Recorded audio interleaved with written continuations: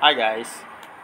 So, naging ano lang ito, nakaka-alarma lang to. Nakita ko to sa Facebook. So, medyo nabahala lang ako.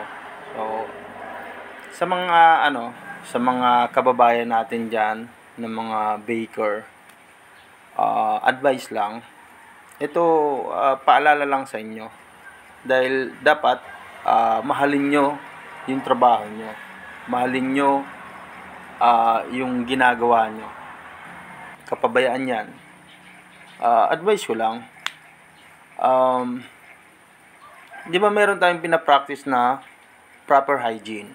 Na hairnet, kung mahaba buhok, kailangan magpuyos,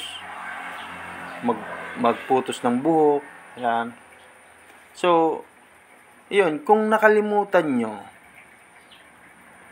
maglagay ng hairnet o advice ko lang,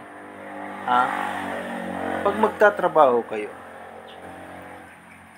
siguraduhin nyo nakapag-ahit ka.